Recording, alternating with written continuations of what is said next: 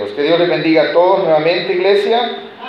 Vamos a estudiar la palabra de nuestro Dios, como siempre lo sabemos hacer todos los jueves en nuestro estudio bíblico de este día, correspondiente al capítulo 2, versículos del 14 en adelante. La semana anterior iniciamos el estudio de este capítulo y nos enseñaba la palabra de Dios tres cosas especiales que hay que aprender como creyente, como un buen soldado de nuestro Señor Jesucristo. Nos decía desde el versículo 1, y para ello el apóstol utilizó diferentes metáforas para podernos enseñar. Nos habló de un buen soldado, nos habló del atleta, nos habló también del labrador, ¿se recuerdan, verdad? En el mismo capítulo, del versículo 14 en adelante, nos va a hablar acerca de otra metáfora, que es el obrero. Para todas las referencias que ha tomado el apóstol Pablo para enseñarnos, se necesita lo que está siempre en el versículo 1, en el que dice así, lo vamos a leer, nada más el 1.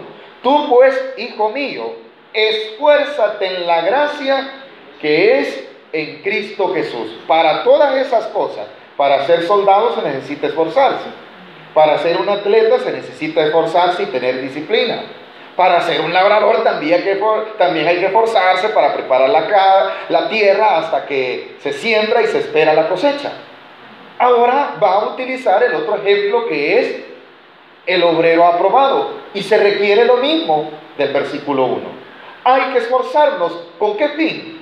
No que este esfuerzo, hermano, ni tampoco vayamos a malinterpretar, que alguno vaya a pensar que nosotros estamos, o que Pablo quería dar méritos de parte del hombre para alcanzar alguna salvación, en ninguna manera. Recuerde que la carta es ministerial hacia un líder, pero todos somos creyentes en los cuales podemos tener un comportamiento como ministros de Dios. Todos somos llamados a ser ministros del Evangelio.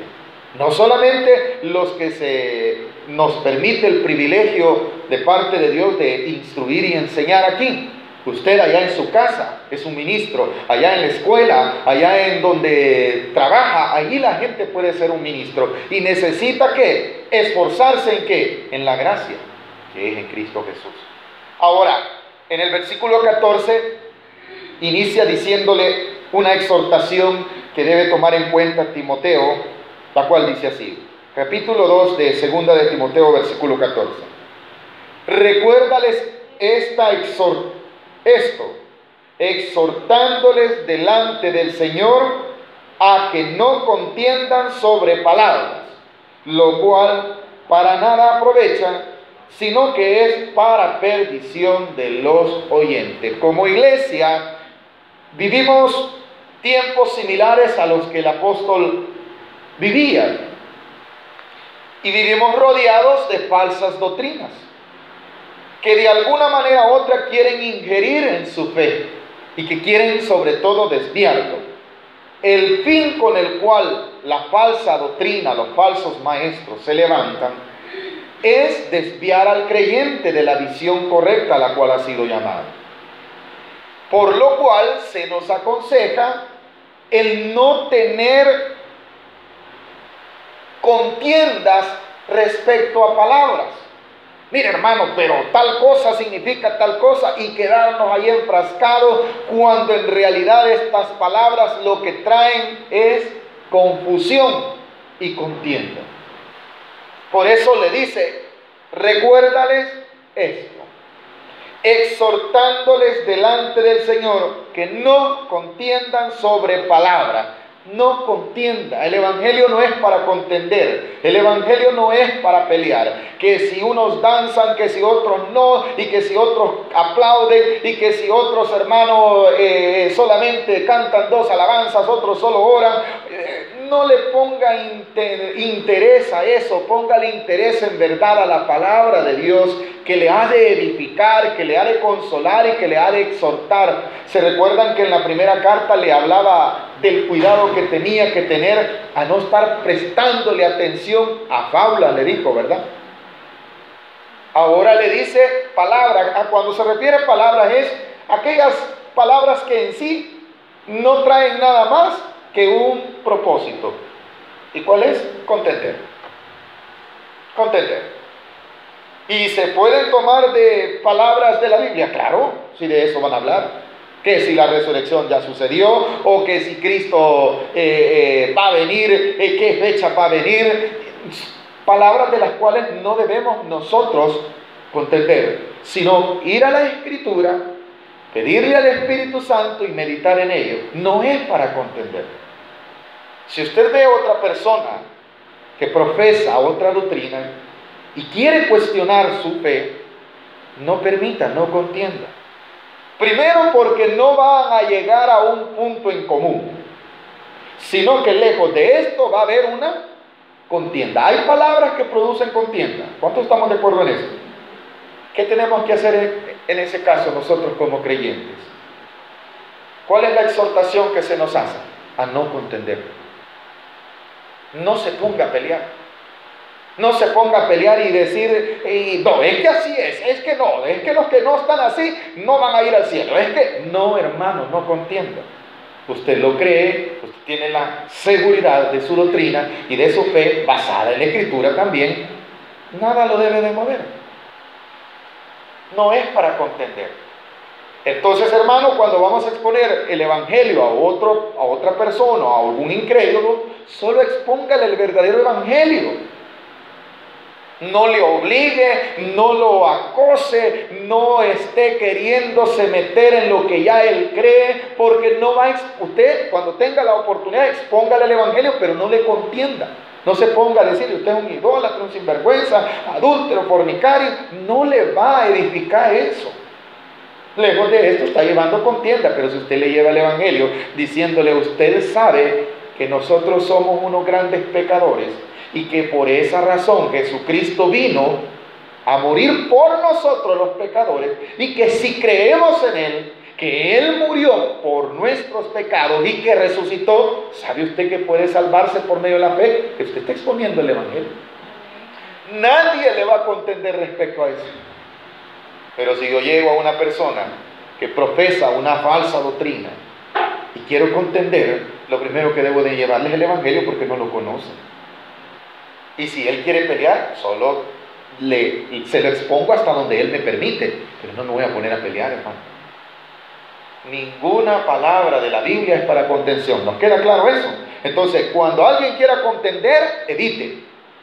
No dé espacio a la contienda. ¿Por qué? La razón: que no contiendan sobre palabras, lo cual para nada. O sea, ¿qué provecho tiene que yo me ponga a pelear con la hermana y con el hermano? ¿Cuál es el beneficio? Ninguno. Entonces, la razón por la cual no voy a contender queda clara. ¿Cuál es, hermano? No aprovecha de nada. ¿Qué más? Versículo 14. Lo cual para nada aprovecha, sino que es para, lejos de edificar, lejos de bendecir, está llevando a dónde, dice, amada iglesia, para perdición. ¿De quién? De los que están oyendo la contienda. Yo me pongo a pelear, hermano, a la hora de estar evangelizando, ¿qué estoy haciendo? Estoy perdiendo el alma de esa persona. Lejos de estarle edificando, lejos de estarle trayendo a él bendición, lo estoy perdiendo. ¿Por qué razón? Porque estoy contendiendo. Y eso ya no debe de estar en nosotros. ¿Hemos aprendido este primer versículo? Sigamos avanzando. Versículo 15, 2 Timoteo siempre, capítulo 2, versículo 15. ¿Qué es lo que debe de hacer? Como le va a hablar como un obrero que tiene que presentarse ante Dios, le dice lo siguiente: procura con diligencia. La palabra procura requiere del primer versículo. ¿Cuántos se acuerdan del primer versículo? ¿Qué decía el primer versículo? Tú pues, hijo mío, esfuérzate. Entonces, cuando le dice en el versículo 15, procura, es ese mismo esfuerzo. Ahora, ¿que por esto se va a salvar Timoteo? En ninguna manera, no. Timoteo era un ministro del Evangelio y tenía que tener esfuerzos para presentar el Evangelio correctamente. Él había sido tomado como un empleado de alguien. Ese empleador, ¿quién es? Nuestro Dios. Usted y yo, cuando nos decimos llamar obreros, quiere decir que somos trabajadores. Pero ¿quién nos dio el trabajo? Dios, Cristo. Entonces, como Él es mi jefe, yo, cuando Él demande cuál fue mi labor, ¿cómo debo de tratar de que mi trabajo se vea? Que se vea como un obrero que a la hora de la cual se le va a dar algún tipo de calificación, hermano, tal vez no logre el 10. Porque no es para salvación, vuelvo y repito, no es para ello, amén, iglesia, sino porque como se me ha encomendado la enseñanza y como a usted y a mí se nos ha encomendado el trasladar el evangelio a otra persona, Dios nos va a demandar. ¿Se recuerdan del ejercicio que nuestro hermano hizo respecto a las minas? Ese es velar. Llegará el día en el cual se nos pedirá cuentas. ¿De qué? De la labor que hicimos como obreros en Cristo Jesús. Es lo mismo. Dice el versículo 15, entonces, procura con diligencia presentarte a Dios aprobado, como obrero que no tiene de qué avergonzarse. Tratemos, procuremos, dice, ¿verdad? En cuanto a nosotros, en cuanto se pueda, la Biblia nos recomienda en otra carta, estemos en paz con todos. ¿Se recuerdan de ello? Ahora nos está exhortando a que, como obrero que no tiene de qué avergonzarse, que usa bien la palabra de verdad. ¿Se recuerda que le había hablado en el versículo 15 acerca de no contender con la palabra? Entonces la palabra aquí de verdad se refiere a que lo que yo predique se refleje en mi vida también. Que a la hora de que el Señor me vaya a pedir cuenta, vamos a ver cómo este ministro, ¿verdad? Hizo su labor, predicaba de no robar y era ladrón. Me estoy presentando con mi trabajo con vergüenza. ¿Por qué razón? Porque no estoy haciendo correctamente mi labor. Entonces me avergüenzo, ¿verdad? Le voy a poner un ejemplo. Los que estamos laborando para alguna empresa y que tenemos superiores, voy a poner mi ejemplo, a veces me demandan, tenés que hacer tal y tal cosa. Es un poco difícil a veces porque sobre un trabajo piden otro, ¿verdad? A la hora de presentar los trabajos, yo cometí el error hace tiempo, no podía utilizar mucho, ni puedo tampoco, la computadora, yo no entendía ni de correos electrónicos, nada de eso. Si me hablaban, hermano, quedaba en la luna yo. Entonces, y me empezaron a pedir archivos, y cómo se hace, y cómo, gracias a Dios, en la misericordia del Señor fui aprendiendo. Y me recuerdo una vez que cometí un error gramatical. Y la persona a la cual llegó ese documento me llamó la atención. A mí me dio vergüenza. Mira, esto no se escribe así. Se lo voy a contar. Por solicitar apoyo, lo puse así, solicito apoyo, pero lo puse con doble L. Y sabe que ahí no tienen misericordia para enseñarle a uno, porque ya está grande, ¿va? Que queremos un pollo, decirme. Y todos se rieron. ¿Cómo presenté como obrero, cómo presenté mi trabajo? Traía vergüenza ese trabajo, no, hermano. En el cristianismo también. Usted delante de Dios se va a presentar. ¿Cómo quiere que Dios le apruebe su trabajo? Como un trabajo bien hecho, ¿verdad? Que no haya nada que le pueda, mira, aquí fallaste. Porque eso ya trae ¿qué? Vergüenza. Amén, iglesia. No sé si estamos aprendiendo. Entonces, ¿cómo debemos de procurar que nuestra labor en el cristianismo sea aprobada? ¿Cómo lo voy a lograr? Con el versículo 1. Esforzándome ¿a dónde? En la gracia que es en Cristo Jesús. ¿Qué más dice el versículo 15? No lo hemos terminado. Como obrero que no tiene de qué avergonzarse, que usa bien la palabra de verdad. ¿Qué predicamos nosotros? La verdad. ¿Y cuál es la verdad? Cristo. Esa verdad debo de presentarla delante de todos los hombres, y que cuando Dios me demande cuenta, vos decías que esto era porque conocías la verdad pero no la practicabas. Ahí no me voy a ver como aprobado. No que vaya a perder mi salvación, pero no estoy usando la palabra de verdad correctamente. Y si nos vamos al versículo 15, donde iniciamos, si estoy contendiendo, tengo contienda, ¿cómo me voy a presentar delante de Dios? También con vergüenza. No sé si estamos comprendiendo, iglesia, lo que nos quiere enseñar la segunda carta de Timoteo en el capítulo 2. Avancemos al versículo 16. Vuelve a aconsejar. Evita profanas. Aquí ya no solamente son palabras. Aquí va a especificar las palabras que se deben de evitar. Las palabras profanas. ¿Y cuáles son las palabras profanas? Son aquellas palabras que en vez de edificar o que sean agradables delante de Dios, se vuelven como similar, no es que sea lo mismo, a las palabras blasfemas. Esas palabras profanas quiere decir que aquello sagrado lo convierten en algo inmundo. ¿Qué estoy haciendo? Estoy profanando. ¿Se recuerdan lo que Jesús hizo cuando entró al templo? Dijo que su casa era una casa llamada casa de oración, pero que su pueblo la había convertido ¿en qué? En cueva de... Entonces, ¿qué estaban haciendo el pueblo? Estaba profanando el templo.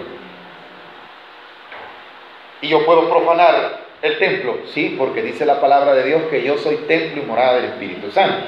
Entonces, cuando yo estoy hablando palabras que lejos de mostrar que hay arrepentimiento, fe en mí, son palabras profanas las que estoy diciendo.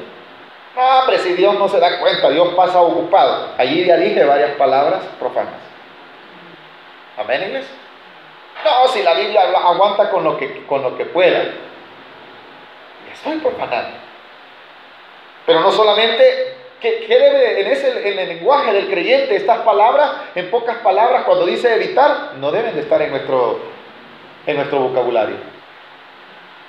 ¿Qué más? Evita profanas y vanas. El problema de estas palabras es que no solamente son profanas, sino que son vacías. No hay un contenido en verdad que me sirva a mí, sino que son palabras. La palabra vana es vacía. No tienen nada que ver. No hay nada en esas palabras. Amén, iglesia. Y muchos de nosotros tenemos vana palabrería. Hablamos un montón, pero nada decimos. Yo puedo ser así. Bla, bla, bla, bla, bla. Parezco un cotorro, hermano. Pero al final no estoy diciendo nada. Y lo peor es que, aparte de no decir nada, las pocas palabras, queridos, son profanas. Y esto me deja una enseñanza. Todo obrero debe de tener un lenguaje de edificación. Si no voy a decir algo que sea de bendición, mejor no hablo. Eso es para los ministros, para usted como creyente también. A veces vamos a un lugar donde trabajamos, donde vivimos, y ¿sabe qué sucede? Hablamos cosas que no están edificando, iglesia. ¿Y qué estamos haciendo? Vana palabrería. Y esto es lo que me recomienda, que lejos de practicarlo, debo de evitarlo. Amén. No hemos terminado. El versículo 16. Mas evita profanas y vanas palabrerías. Ahora, no solamente me recomienda el no hacerlo, me da la razón del por qué.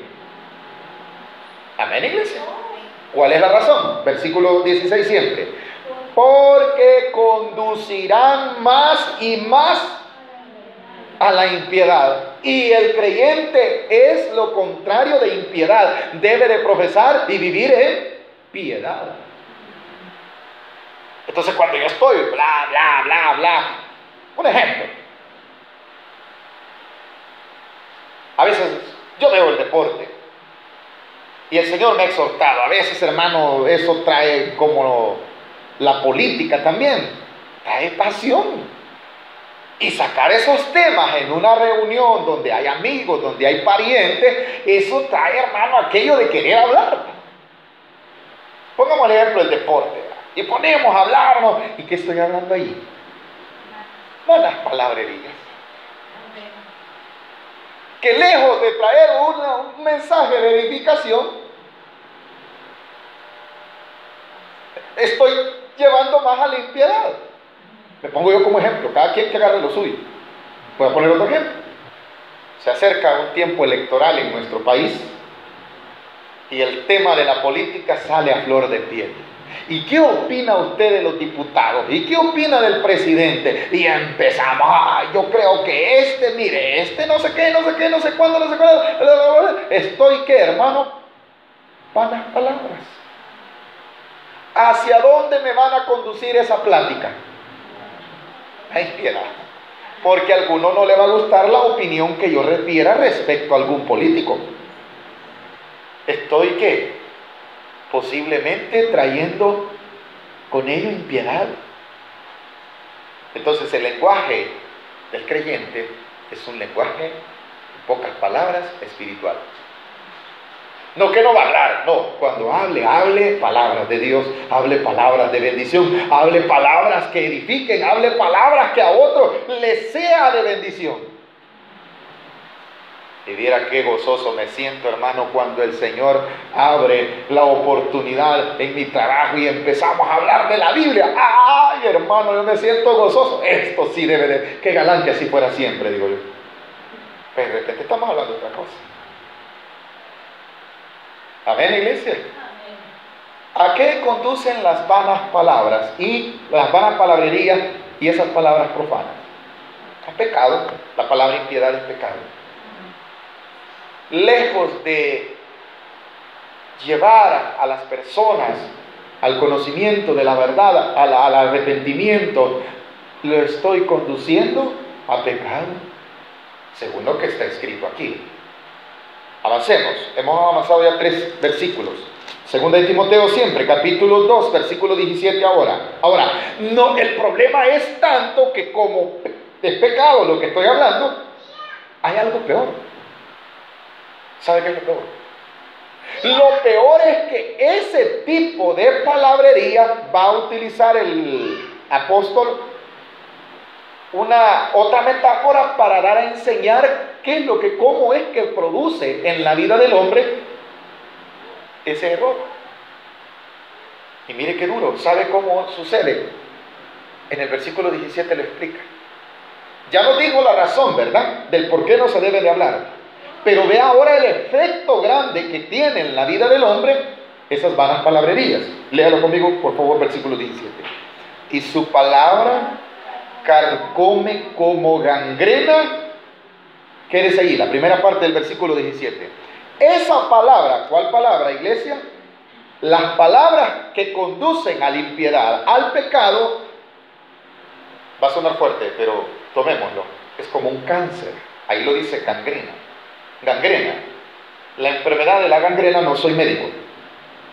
Lejos estoy de serlo. Por eso no recomiendo a nadie cuando está enfermo, hermano, y tengo tal cosa, tome tal cosa. Y yo, ¿qué médico voy a ser, hermano? Es que usted solo me dice que ore. Pues sí, porque eso es lo único que puedo decir. El médico de médicos es Jesús, Él sí lo puede sanar. Va a venir yo dándole, hermano, dicen que las hojas de tamarindo con las hojas de coco, un limón y 3 no sé qué, hermano, ya entonces ya soy curandero, ¿verdad? Y puedo caer en la impiedad también. ¿Qué produce eso en la vida del hombre? Es como una enfermedad, así como la gangrena, que es una pequeña llaga que se va haciendo grande hasta que llega a consumir toda la carne en lo físico. Así también es la impiedad, el pecado y las palabras que conducen al pecado. Empiezan, hermano, como nada, pero va creciendo aquello hasta que se corrompe y se arruina. Y él va a poner ejemplos de personas que cayeron en ese error. Ahora lea el versículo 17, la segunda parte. y su palabra carcomerá, o sea, avanzará, ¿verdad? Como gangrena, ya lo explicamos, como el cáncer, como las úlceras, de los cuales son Himeneo y Fileto. Hay ejemplos de hermanos que se perdieron ya. Y estos hicieron ellos esto. ¿Cuál fue el error? Miren, no es que ellos hayan traído una idolatría, sino que corrompieron la doctrina del Evangelio. Diciendo lo siguiente, versículo 18, que se desviaron de la verdad. ¿Se recuerdan de los propósitos de las palabras vanas y de lo que nos decía el versículo, las contiendas? ¿Cuál es el fin? Desviarnos ¿de qué? De la verdad que es Cristo Jesús. Y ellos habían ya caído en un error doctrinal. No es que no creían en la resurrección, ponga atención a eso, sino que en su doctrina ya creían que la resurrección ya había sucedido. Esa palabra resurrección sirvió ¿para qué? Para contender, ¿o no? ¿Y para qué más? Para desviarnos. Pero ¿cómo empezó, hermano? Por ponerle atención a eso.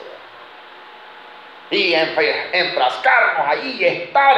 Pídale dirección al Espíritu Santo, Él le va a dar paz, le va a dar consuelo. Dice que una de las labores del Espíritu Santo, según nuestro Maestro, el Señor Jesucristo, dice que Él nos guiará ¿a qué? A toda. ¿Va? No van a preguntarle al pastor si el pastor está perdido. El pastor también necesita la ayuda del Espíritu Santo. Ah, no, pero es que ese varón, hermano, es un maestro. Recuerdo de una persona, Dios me permitió el privilegio de tener un grupo de personas al cual el Señor compartíamos la enseñanza, y me decía, mire, fíjese que un hermano, ese hermano es teólogo, sabe de todo en la Biblia y dice esto, y me hizo el comentario de lo que decía, y le dije, hermano, no ponga énfasis en el conocimiento de las personas. Primero vaya a las Escrituras, y si encontramos una evidencia que respalde lo que él está diciendo, no, pero es que ese hombre sabe, él es maestro en Biblia. Le dije así, y estaba hablando acerca de un error doctrinal. Mire, hermano, le digo así, vamos a estudiar primero y que el Señor nos guíe a toda verdad, porque él quería ya enfrascarse en una palabra, y esa palabra puede ser ya para contender, como le había sucedido a esta persona. Himeneo y Fileto, no tenemos referencia de quiénes eran en sí, porque no aparece mayor referencia que la que tenemos. El problema de ellos, según lo que tenemos aquí, es que tenían un problema doctrinal. ¿Cuál era? El versículo 18 lo expresa, que se desviaron de la verdad diciendo que la resurrección ya se efectuó, y trastornan la fe de algunos. Ya ese es el segundo propósito. El primero era desviarnos de la verdad. El segundo es trastornar la fe, iglesia. De repente ya mañana vamos a aparecer nosotros, hermano, ya no debemos de hacer tal cosa porque vi que descubrí tal cosa. ¿Cómo así? No puede ser. Vamos a ir a la base bíblica, vamos a pedirle al Espíritu Santo para ver si en verdad no estoy en un error. Ahora, si la base bíblica me está afirmando lo que estoy diciendo, bendito sea Dios porque nos está revelando su palabra. Y qué glorioso es cuando el Señor revela su palabra. Pero si lejos de esto vengo yo con un tema que en primer lugar está mal interpretado, no solo bíblicamente, me está desviando de la verdad, y lo peor, está trastornando mi fe, porque mi fe ya empieza ¿qué? A tambalear. Yo quizás no voy a ir al cielo, hermano. Si al cielo solo iban a ir los judíos, dicen. Ya están trastornando la verdad y mi fe. ¿Qué será el fin?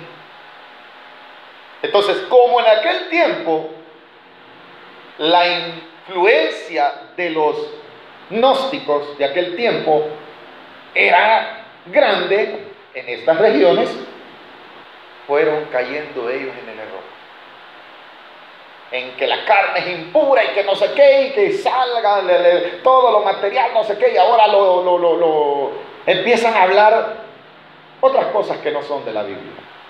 Esa es parte del gnosticismo, no es que eso signifique nada más. Y el gnosticismo de hoy no es el mismo de aquel tiempo. Y eso llega a veces a la iglesia. Hoy a la iglesia quiere llegar a la psicología. Queremos imponerle al evangelio, cuando el evangelio por sí mismo es la revelación de Dios, la revelación de su palabra, la voluntad de Dios la encontramos en nuestro Señor Jesucristo. El propósito divino se cumple en Cristo Jesús. No necesito psicología. Ay, hermano, pero para que los jóvenes se convenzan, hermano, vamos a utilizar. ¿Y para qué? Entonces el Espíritu Santo ya no puede obrar. El Evangelio ya no tiene efecto. Entonces, ¿qué decía el apóstol Pablo del Evangelio? El Evangelio es, no me avergüenzo de él, según Romanos capítulo 1 dice, porque no me avergüenzo del Evangelio, porque el Evangelio, ¿qué decía que era? Ahora, decía el apóstol Pablo, ¿qué digo yo entonces? ¿Y qué creo? Que sigue siendo poder. ¿Para qué yo voy a traer psicología? ¿Para qué yo voy a traer estratagema humano que me va a desviar de la sana doctrina y voy a convertir en un error la doctrina? Amada iglesia, tenemos que tener el sumo cuidado de guardar nuestros oídos para oír la palabra de Dios, de guardar nuestra boca para solo hablar lo que verdaderamente sea de bendición. No nos soltemos, iglesia, porque cuando nos soltamos somos más parlanchines que una cotorra y una lora. Solo somos... Yo paso por un lugar donde hay 2 loras y a veces les agarra de repetir, como cerca del mercado la gente pasa gritando y ellas repiten todo lo que la gente va diciendo. Así que ese somos nosotros. No tenemos una convicción propia. No dejamos que el Espíritu Santo sea el que dirija nuestra vida. Y empezamos a hablar ya lo que dijo el otro. Y en vez de ser de bendición, estamos cayendo en el error. Cuidado, no permita que las palabras vanas lo confundan, ni las hablemos. Y no solamente eso, evitémoslas, dice. Porque ya vimos cuál va a ser el resultado del estarle poniendo atención a eso. ¿Estamos entendiendo, hermano, el estudio? Vamos a ir terminando los últimos 2 versículos. Pero, ahora, esto es respecto a aquellos que tuvieron un error. Y va a ver cuál fue el error. Versículo 19. Pero el fundamento de Dios está firme. El problema entonces de Himeneo, ¿cuál fue? Que su fundamento no era Cristo entonces, ni su sana doctrina. ¿Y cuál es el fundamento de nosotros? ¿Y cuál debe de ser? Nos lo revela el versículo 19. Pero el fundamento de Dios está firme, no puede moverse. Dios sigue siendo Dios, aunque aquí tiemble en la tierra. Él sigue teniendo el poder, Él sigue siendo el rey del reino. Amén, iglesia. Él tiene su poder y nada lo va a desbalancear. Entonces, ese fundamento es el siguiente, versículo 19. Pero el fundamento de Dios está firme, teniendo este sello. Conoce el Señor a los que son suyos. ¿Cuántos nos consideramos conocidos del Señor? Entonces, si usted se considera que es conocido por Dios, Él es su dueño. Entonces, ¿por qué va a cambiar? ¿Por qué le va a poner atención? ¿Por qué le vamos a poner atención, iglesia, a palabras vanas? Nuestro fundamento debe de estar en Cristo. ¿Se recuerdan de la ilustración también del edificio, ¿verdad? Como iglesia, nosotros como iglesia, hermano, debemos de estar edificados ¿en qué? En Cristo Jesús. Porque Él conoce a los que son suyos. Amén, iglesia. Yo soy suyo si estoy fundamentado en la roca que es Cristo Jesús. Avance, por favor, versículo 19. Pero el fundamento de Dios está firme, o sea, ese no se mueve, ¿verdad? Teniendo este sello, conoce el Señor a los que son suyos. Ahora, una recomendación para nosotros como iglesia: y apártese de iniquidad todo aquel que invoca el nombre de Cristo. Esa es una otra recomendación. Todo esto lo viene enseñando el apóstol para que nosotros nos presentemos delante de Dios como ¿qué? Como obrero aprobado. Si yo he invocado el nombre de Cristo, ¿Qué debo de hacer? Apartarme de todo aquello que sea impiedad. No solamente de actos, sino incluso palabras. ¿Hemos aprendido algo esta noche, iglesia? Vamos a dejarlos ahí. ¿Qué hemos aprendido? Recapitulando un poco. Que para yo estar delante de Dios como un obrero aprobado, primero debo de saber que no debo de contender en cuanto a palabras. Amén, iglesia. Para ello debo de utilizar la palabra de verdad correctamente, para que cuando yo dé cuentas delante de Dios, me presente ante Él sin ninguna vergüenza. ¿Se recuerda? ¿Cuál era lo otro? Que debería de evitar las palabras profanas y vanas, que no conducen nada más, que decía la palabra de Dios, a la impiedad. Y esto es como una enfermedad cancerina, lo decía, ¿verdad? Que llega a la piel hasta que va carcomiendo y que termina, hermano, arruinándolo todo. Así son el qué, las vanas palabras. Así son también las palabras profanas. Corrompen, arruinan. Y hay ejemplo de ello, según la Biblia. Pero para usted y para mí, como creyentes, se nos recomienda que nuestro fundamento entonces debe de ser Cristo Jesús, porque Él conoce los suyos. Yo soy el Señor, Él me conoce. Y si he invocado el nombre del Señor Jesucristo, no me conviene a mí estar entonces hablando cosas que ya no convienen. La impiedad ya no debo de ser partícipe de ella, porque en mí hay, según la carta del apóstol Pedro, una naturaleza divina que debe de emanar en mi vida. ¿Para qué, hermano? Para que se revele, que yo me manifieste como que ya soy hijo de Dios desde ya. Debo de entonces apartarme de la iniquidad, porque he invocado el nombre de Cristo. ¿Y Cristo quién es, hermano? Es santo. Y Él es inamovible. Él es firme. Él no cambia. ¿Hemos aprendido algo en esta hermosa noche? La gloria sea para Dios. Nos vamos a dejar hasta aquí, hermanos, para honrar el nombre.